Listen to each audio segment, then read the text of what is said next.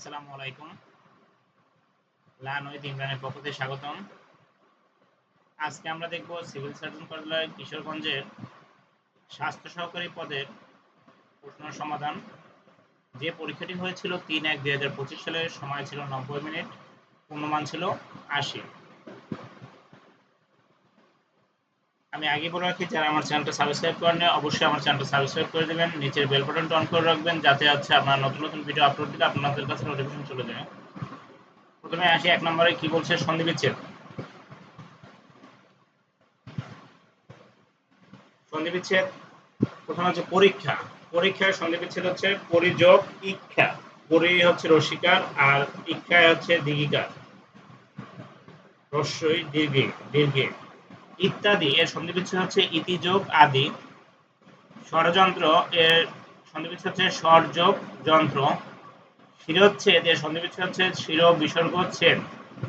প্রত্যুষ এর বিসর্গ হচ্ছে এর সন্ধিবিচ্ছেদ হচ্ছে প্রতিযোগ পুষ। ব্যাস বাক্য লিখে সমাস নির্ণয় করো। বাঁচা মরা, বাঁচা ও মরা দ্বন্দ্ব সমাস। পুরুষ সিংহ, পুরুষ সিংহের ন্যায় উপমিত কর্মধারয় সমাস। উপকূল, কুলের সমুপে অব্যয়ভাব সমাস। গুরু ভক্তি, গুরুকে ভক্তি, গুরুকে কেড়ে আছে চতুর্থ, আর গুরু ভক্তি হচ্ছে এটা তৎপুরুষ সমাস। হাতাহাতি, হাতে হাতে যে যুদ্ধ বেতিয়ার বহুব্রী সমাস। কানাকানি বেতিয়ার বহুব্রী সমাস, কানে কানে যে কথা। যুক্ত বর্ণগুলো ভেঙে লিখুন। ব্রাহ্মণ, ব্রাহ্মণ আমরা লিখি না, এটা ব্রাহ্মণ উচ্চারণ করি না, এটা হচ্ছে হ যোগ ম। এটা কি ঝ যোগ নিয়, আর ক্ষীয়কে আমরা কি ক যোগ স বলি। সংক্ষিপ্ত প্রশ্ন উত্তর। বাংলা সাহিত্যের আদি নিদর্শন হচ্ছে চর্যাপদ। বাংলা গদ্যের জনক বলা হয় কাকে? ঈশ্বরচন্দ্র বিদ্যাসাগর। সতীদাহ প্রথা বিলুপ্ত করেন রাজা রামমোহন রায়। একেই কি বলে সভ্যতা প্রহসনের লেখক হচ্ছেন মাইকেল মধুসূদন দত্ত। বনফুল কাব্যগ্রন্থের রচয়িতা হচ্ছেন রবীন্দ্রনাথ ঠাকুর। অর্থসহ বাগধারা ব্যবহার করে বাক্য রচনা।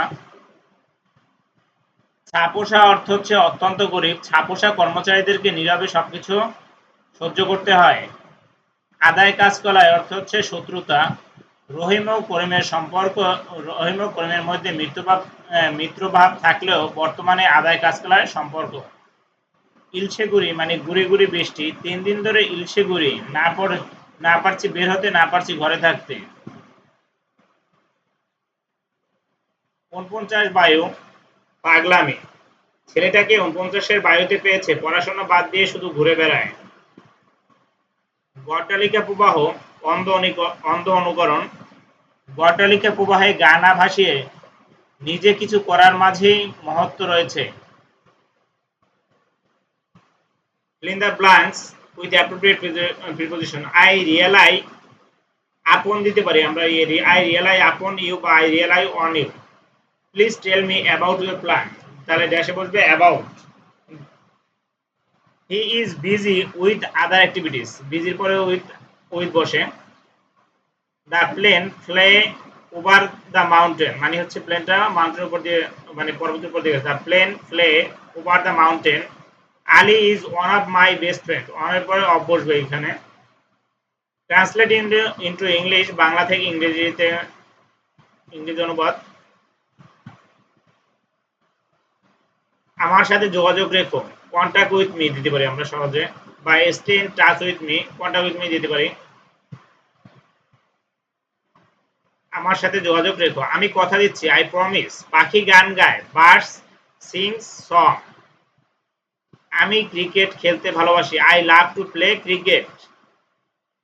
আমাদের কেউ উপস্থিত ছিল না, none of us were present. Change the voice, we made him president. He was made, অবজেক্টকে সাবজেক্ট করতে হবে হি, যেহেতু পাস্ট ইনডিফিনিট আছে এই জন্য ওয়াজ।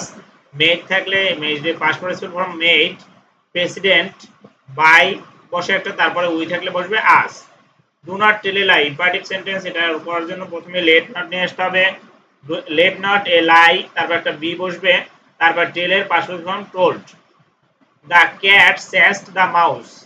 এখানে দ্য মাউস হচ্ছে অবজেক্ট, অবজেক্টকে সাবজেক্ট করতে হবে। দ্য মাউস চেস্ট হচ্ছে পাস্ট ইনডেফিনিট, এই জন্য ওয়াজ বলবে। এর পাস্ট, এইটা পাস্ট পার্টিসিপল ফর্ম, এইটাই চেস্ট বাই দ্য ক্যাট। তারপরে who wrote the speech, who থাকলে বাই হোম হবে, হু থাকলে by whom, by whom the speech, যেহেতু এটা পাস্ট টেন্স এই জন্য was written. Compose the letter, এটা imperative sentence, let the letter be composed. Choose the right form of verb, ice floats, ice এর পরে subject যদি singular হয় তাহলে এস বাই এস যুক্ত হয়, ভার্বের সাথে এস বাই এস যুক্ত হয়, তাহলে ice floats on water. I saw him running, কারণ যেহেতু একটা ভার্ব প্রথমে আসছে তারপরে ভার্ব হলে সেক্ষেত্রে ভার্বের সাথে আইএনজি যুক্ত হয়।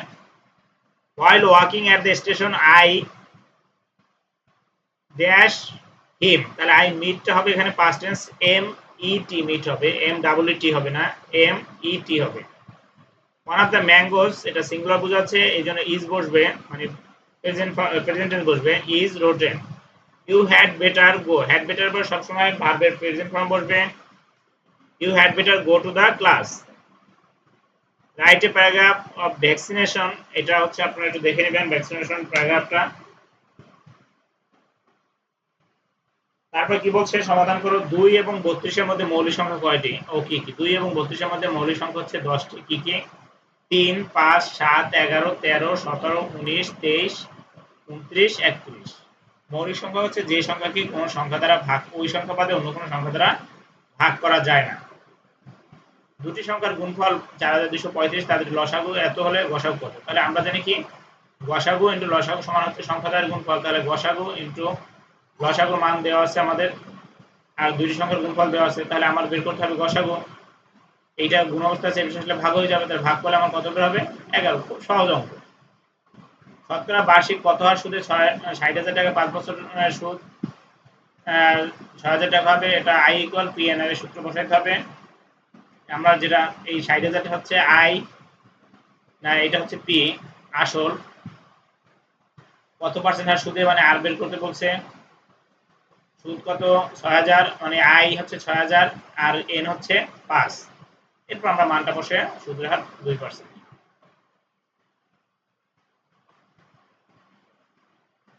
তারপর কি বলছে, একটি সোনার গহনার ওজন 16 গ্রাম, এতে সোনা ও তামার অনুপাত 3:1, এতে কি পরিমাণ সোনা মেশালে অনুপাত 4:1 হবে? তাহলে দেওয়া আছে কি সোনা ও তামা হচ্ছে 3:1, অনুপাতের যোগফল 3 + 1 4, তাহলে সোনার পরিমাণ কত, মানে 16 মধ্যে।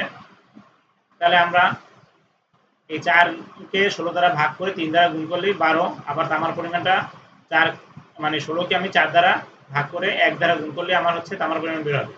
এরপর বলছে এতে কি পরিমাণ সোনা মেশালে, তাহলে যেটার সাথে বলবে মিশাইছে, তাহলে এই জন্য 12 সাথে আমি কি পরিমাণ তা জানি না, এই জন্য এক্স লিখছি আমরা, আর নিচে তো 4 এবং মিশালে কি হবে অনুপাত 4:1, তাহলে 4:1 বলতে 4 অনুপাত 1 লিখতে পারি আমরা, 4/1।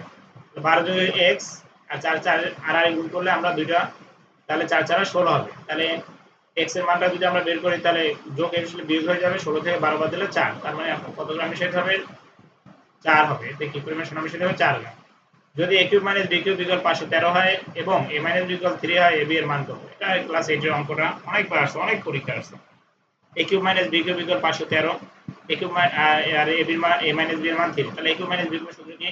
a minus b whole cube plus 3ab into a minus b equal 513। a minus b মানটা যত 3 cube plus 3ab, a minus b মান 3 ইকুয়াল 513, 3 কিউব করলে হয় 27 আর 3 3 গুণ করলে হয় 9ab 513, তাহলে 27 যোগ অবস্থা সেটা কি হয়ে যাবে? বিয়োগ হবে।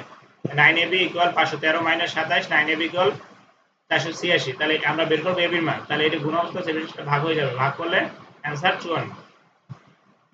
তারপর কি বলছে, সংক্ষিপ্ত উত্তর দিন। ইপিআই পুনরূপ কি? Expanded program on immunisation. বর্তমানে ইপিআই তে শিশুদের কয়টি রোগের টিকা দেওয়া হয়? 10টি। ধনুষ্টঙ্কার রোধে একজন মাকে জীবনে মোট কয় ডোজ টিটি টিকা নিতে হয়? 5 ডোজ। ডেঙ্গুবাহী মশার নাম কি? Aedes aegypti. ডেঙ্গু হলে কোন জাতীয় ওষুধ খাওয়া যায় না? ব্যথানাশক ওষুধ। ইউনিসেফের পুনরূপ হচ্ছে United Nations International Children's Emergency Fund. Generation Z, Gen Z যেটাকে বলা হয়, জেন জি কি এবং কারা? জেন জি হচ্ছে জেনারেশন জেড হচ্ছে কারা 1997 থেকে 2012 সালের মধ্যে যারা জন্মগ্রহণ করেছে তারাই হচ্ছে জেন জেড। 11 সিন্ধুর দুর্গ কার ঘাটে ছিল? 11 সিন্ধুর দুর্গ ছিল ঈশা খাল। হাজী শরীয়তুল্লাহ আন্দোলনের নাম কি ছিল? ফরাজি আন্দোলন। ইউএস এবং পিএসপি, ইউএস হচ্ছে উপজেলা হেলথ আর পিএফও হচ্ছে ফ্যামিলি প্ল্যানিং অফিসার। পারস্য বর্তমানে কোন দেশ? ইরান। জেদ্দা কোন সাগরের তীরে অবস্থিত? লোহিত সাগর। বাংলাদেশ সংবিধান এ পর্যন্ত কয়বার সংশোধিত হয়েছে? 17 বার। ইউক্রেনের রাজধানীর নাম কিয়েভ। জরায়ু ক্যান্সার প্রতিরোধে দেওয়া ভ্যাকসিনের নাম হচ্ছে এইচপিভি টিকা। তাহলে আজকের মতো এখানে শেষ হলো। সবাই ভালো থাকবেন এবং আমার চ্যানেলটা সাবস্ক্রাইব করে দেবেন। চ্যানেলটা সাবস্ক্রাইব করে দিলে আপনারা বেশি বেশি আমার ভিডিওগুলো দেখতে পাবেন। আসসালামু আলাইকুম, সবাই ভালো থাকবেন, বেশি বেশি বাসায় বসে পড়াশোনা করেন।